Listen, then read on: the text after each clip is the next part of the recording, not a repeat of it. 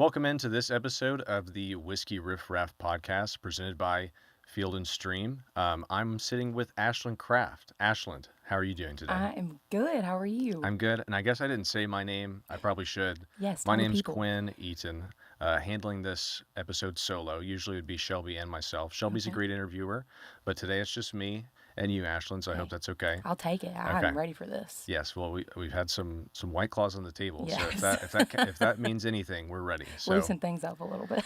but I want to start and ask you about your experience as a contestant on The Voice. Okay. So that was back in 2017. Is that right? Correct. Okay. Yes. So I think it'd be really interesting. I know me especially would like to kind of hear about some of those experiences, kind of like the behind the scenes stuff. What was your favorite moment being a part of that show? Oof. I had a lot of favorite moments, I think, from the show. It was my first kind of step from small town Piedmont, South Carolina into full out Hmm. LA land, TV world, all that stuff.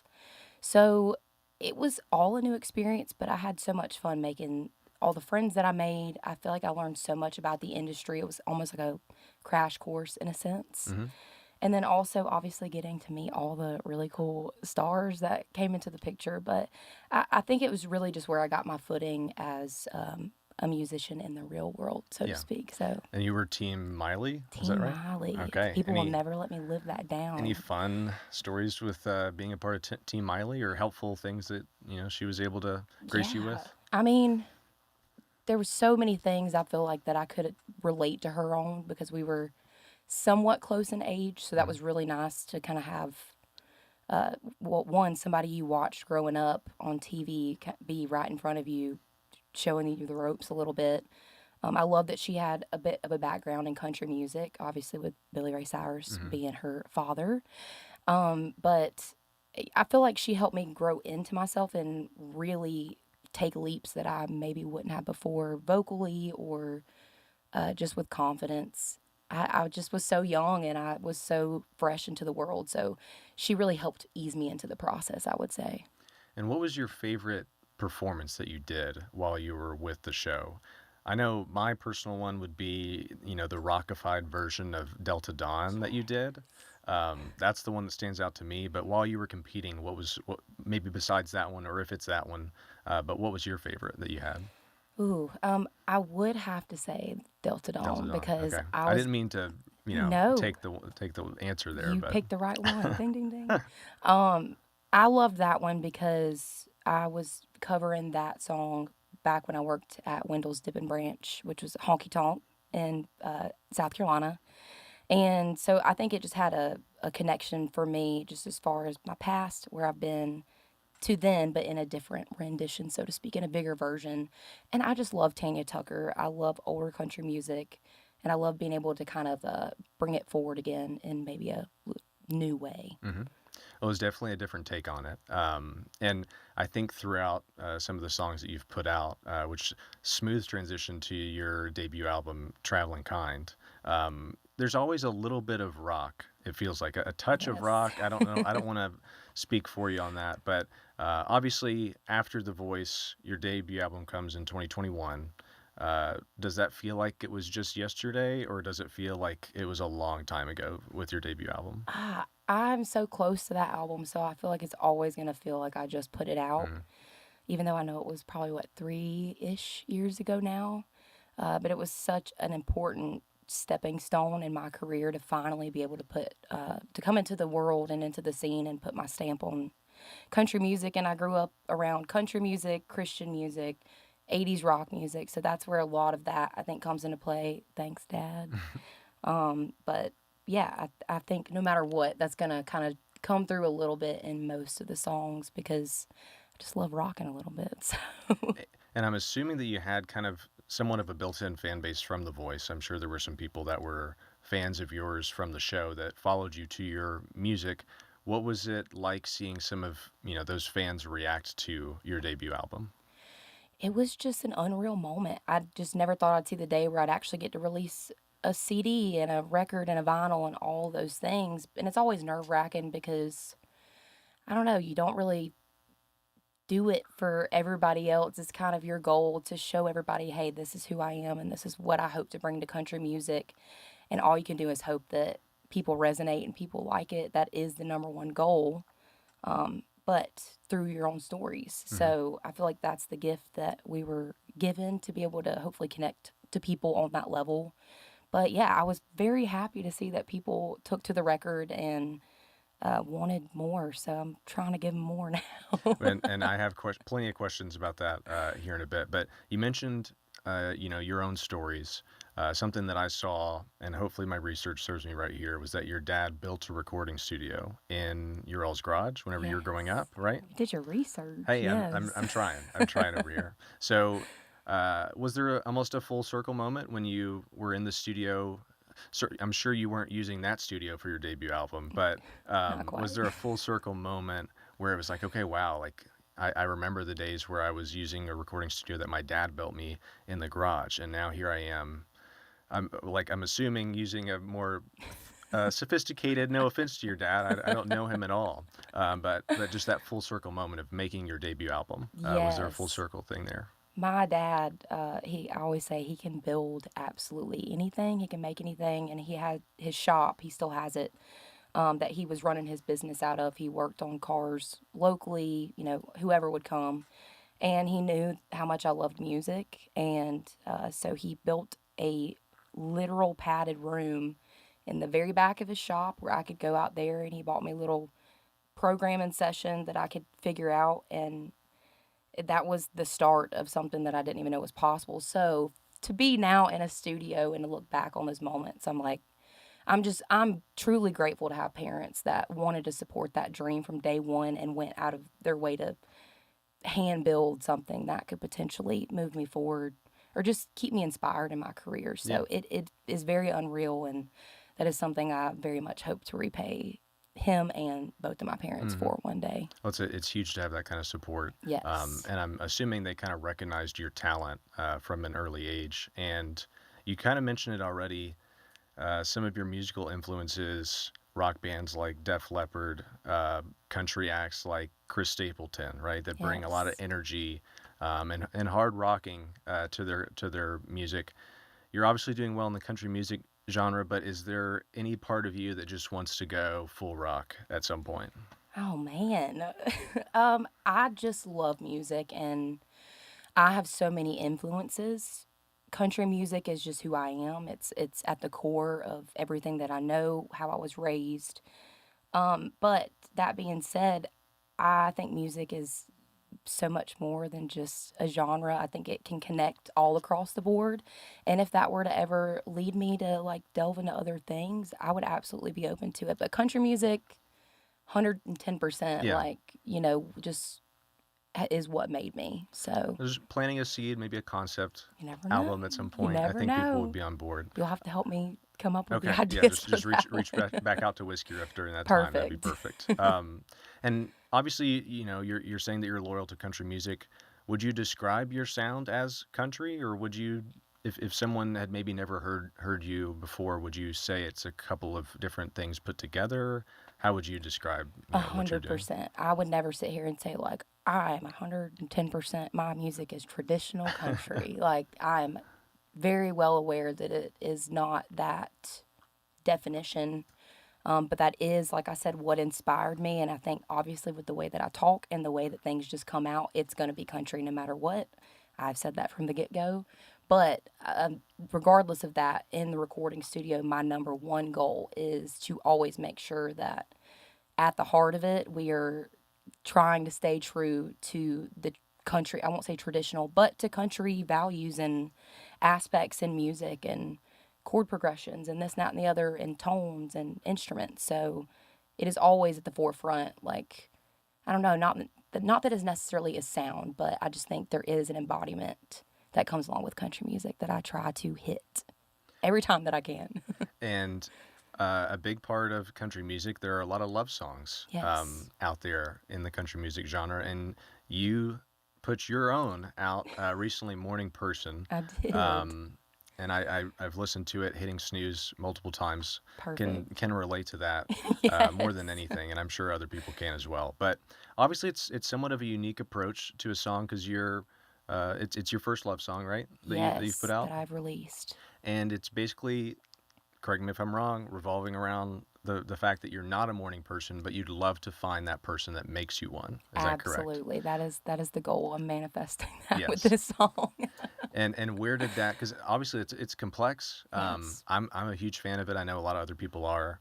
Thank you. Well, no problem. And where was that inspiration for that song? Was that something that you would kind of mess around with as an idea for a long time, or? Well, I think it's so funny because my journey here and with relationships has been very interesting, and I think at the time I was in like a very fresh situation, and I was like, we've just been writing about so much like other stuff. I feel like I need to write something that does hit the heartstrings a little bit because there is that part of me, and there's that for so many people that are so happy in relationships right now and want to express that. So we were joking around, myself, Farron Rachel's, Tranny Anderson, and Dallas Wilson were all on that song. And I think we were all just like sitting in the driveway, and maybe Tranny mentioned something about doing a love song. And I think me and Farron probably rolled our eyes because we're both like, "Ugh, okay." Yeah. But we did have that conversation of, it's not never bad to like write what you hopefully want to find one day. So I am still to this day not a morning person. Don't let the song fool you. Like I said, we're hoping to get there, but I've always been a night owl. I've always been on gig time, and being a morning person would be amazing because I feel like I would get so much more done and be a productive member of society. But I do believe that there does come a day where maybe you do find somebody that finally just be like, okay, this is finally worth waking up to and wanting to like make breakfast and coffee, and not only that, besides the relationship aspect, but I think I've gone through a lot of change over the past year, and I feel like maybe symbolically for me, it kind of stood for finally being in a situation that you weren't in before that you would so desperately hope to find. Just with yourself, even. I feel like I was kind of floating around in the middle and met a great group of people that I can finally collaborate with, and I finally feel at home, so to speak. I finally feel like I can be myself and look forward to things and look forward to seeing what's next. So I don't know. I try to make it a little bit about everything. Hmm. And have you gotten to play that one in front of audiences? I'm assuming you have. It's I been out have. for what, a month or Yeah. so? So I actually got to play it even before the song released at a festival. I believe I was in Utah. Okay. Somebody saw it on the TikTok and requested it, and I was like, screw it, I'll play it. So did it then, and then I haven't. I think I'm actually playing it Friday at a coffee shop if anyone wants to come. Okay. But yeah, so that'll kind of be, I feel like, my first official debut of the song after its release. Hmm. So really excited about that. I'm very used to like high energy, open in the show type feels. So I'm excited to finally let this song have its moment and inspire the lovebirds out That's right. there. And you've got some tour dates coming up in October. Yes. Some supporting Cody Johnson, some supporting Tucker Wetmore. Yes. Others, though, that you're doing solo, like the Field and Stream Festival. So my question now, I feel like that was like a super, just read off the script kind of question That's all right. setup. But are you excited to get on the road, obviously? And is there a difference in preparation whenever you're opening for someone versus doing your own show? I, yes, I'm excited to constantly be out on the road. That is, I feel like, where I feel most myself. I don't know how else to put it. I just feel like I can fully be myself out on the road and meeting people and getting to hear other people's stories. But got to do some dates with Cody Johnson, which were absolutely amazing. I've gotten to tour with him quite a bunch over the past couple of years, and he has been such a big inspiration for me, even when I lived back in South Carolina. I'm like, yes, this is country music. This is the music that we can line dance to and really get into, which is something that I love. So to tour with him has been an absolute honor.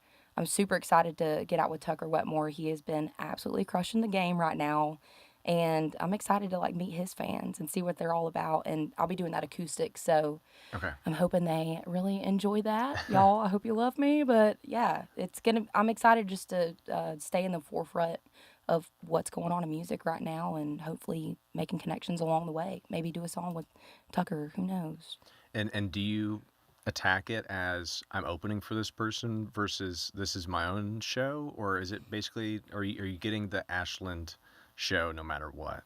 I would say for the most part, you are getting the Ashland show. Okay. I You can try trademark that if you want to. I mean, add it to it. yeah.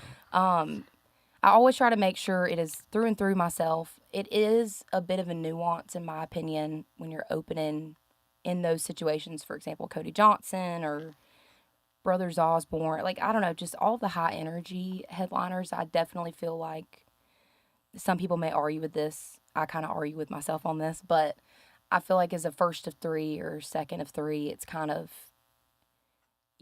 not responsibility, but it is my goal. I'll just say that. It's my goal to get everybody geared up for the show and ready. Because, I mean, everybody showed up. They spent their hard earned money to be there. Hmm. They went and got their drinks. They've got their spots. They're ready. They're ready to have a good time, whatever that means for them. So I'm hoping it's my goal to get them loose and just ready to party, even though I know they're going to be that way either way for the headliner. But I just see that as my kind of personal goal. But I feel like I am excited to have more of a headlining set where I can show the highs, the journey, not Hmm. just all the heavy hitting songs that are fast paced and full energy. I want to show, the heartfelt, intimate songs as well. I hope I can get to that really soon. Hmm. And you already mentioned a couple names like Cody Johnson, Brothers Osborne, that you opened for. I've got here, you've also opened for Zach Brown Band, Luke Combs, Morgan Wallen, Marcus King. I don't want to put you on the spot, but if you had to pick a favorite Oh gosh, out of don't do those, this to me. I if you can't had do to, that. I can genuinely tell you this, and this is not me kissing anybody's butt. You can best believe you're not going to get that from me. Every single one of those artists has been on my bucket list, hmm, and I don't know how we got here. I will just say that I am very blessed that they gave me that opportunity to be in those positions. So when I say I can't choose, I genuinely cannot choose that's because, fair. like, I was listening to every single one of those people coming up, not even thinking I was going to be here, but just as a genuine fan and as a music lover.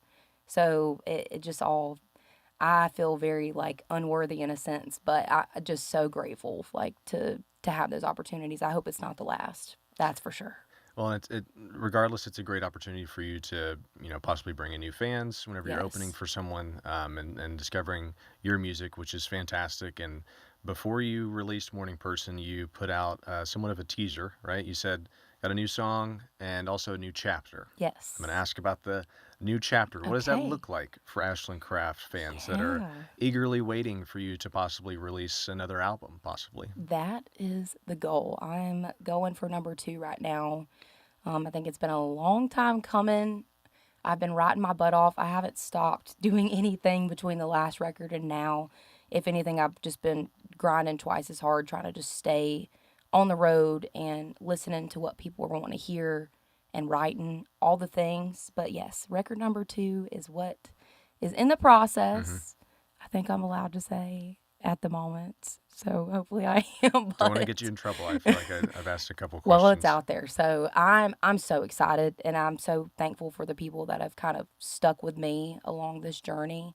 I'm very new to the whole Nashville journey and I just I love to sing, I love to write music and I love to meet people and have a great time and I'm hoping I can have a successful career in all of that as well. So I'm just praying that this second record is what everybody's been waiting for.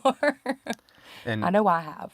I think people will just be happy to have another record out there by you. And I am curious, what's your writing process like? Is it something where you let songs come to you, or are you sitting down at a desk or on in a I'm going to set an hour aside and I'm going to try to come up with some things. I What does that need process look like? I need to do that. I definitely find my inspiration just from living life. I feel like there's a lot of times where I'll just be sitting there and it'll kind of rapid fire a couple of ideas that come to mind.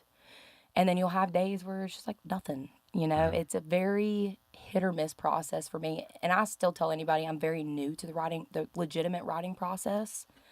But I think I'm just constantly trying to find inspiration from every day and a random thought that'll cross my mind that maybe I twist in a different way. I don't know. It's just, it's something that is very sporadic for me. I'll say that. But I have been recently thinking about how to find new ways to just maybe poke the bear a little bit, Hmm. find more inspiration in places that I normally maybe wouldn't. So it's a growth process for me. I figured that would be the hardest part is either trying to find the songs and Yes. like I said, set aside time, or I feel like I'm not a songwriter by any means, but if I have any sort of idea brainstorming, it's usually I'm not doing it. It's just all of a sudden like, oh, I got to write that down. Yes, and it'll hit you. And if you don't write it down, You you'll forget it. forget it the next Exactly, exactly. day. Well, we're gonna close out the interview Okay. with some rapid fire Oh questions gosh. brought to you by Field and Stream. Yes. So tying that in, might have a little, a couple nature questions here. I We'll love it. see. We'll see. But first off, fill in the blank. Sad country songs and blank make me happy. Cold beer. Cold beer. Yeah. Great answer. Who is your favorite artist if you had to choose one? Doesn't have to be country. Ooh, if I had to choose one, I'm gonna be that girl that says Chris Stapleton. I admire him very, very much. What is something that's still on your bucket list? So many things. But oh man, this is a hard one. I have so many things. I don't even know if I could name one. Sometimes we split it up. It's like a career bucket list Okay. and a personal bucket list. I don't think we've had anybody say skydiving, but Ooh, I don't know about all that. yeah. Um, I just, I would love, I think personal career wise, I would love to like, I don't know, obviously, like I'd love to have a song on the radio. Hmm. That's definitely a goal for me. Um, and then, personally, I don't know, just live a little bit of life, go on a trip, Hmm. go camp in Texas somewhere. I just do something. That's It's fine. sad, isn't it? No, that's a good bucket list item. Favorite sad country song of yours? He stopped loving her today. That one gets me every time. Or Dirt Cheap. That one has really been A couple hard hitters. stabbing me recently. Hmm. Yeah. What's your go-to karaoke song? Something to Talk About by Bonnie Raitt. Not even country, but Hey, I gotta think give that him the sass. well, if we were talking about a rock project, I mean, if you Yes. wanted to ever put out covers, that might be a good Yes. one to write down. Or the Judds. Hmm. That's always a good one. What are you doing when you're not playing music? When I'm not playing music, which is rare, I'm usually hanging out with my dog. I don't really go out much these days because I get enough of that on the weekends. Or I love to go camping. We have a little spot that we go to every now and then on a river. I won't say what river. Yeah, keep that on the down Out low. of state. So that's I'm very simple. I'm a simple gal. It doesn't take much to make me happy except for nature and time with friends and just like I consider that recharging. Hmm. As long as my dog's there, I'm happy. Right. Yeah. And you might have just answered this one with the last one, but favorite outdoor activity, would it be camping? I'd say camping. Yeah, there's a lot of them, but camping entails a lot of things. So I feel like that bundles it all into one. Well, Ashland, thanks so much for taking the Thank time to be on the you. Whiskey Riff Raff podcast. We're big fans of yours. We're going to continue to support you. Thank you And guys. best of luck with everything. Thanks. Y'all too. Thanks y'all for having me. I love you guys. We appreciate it.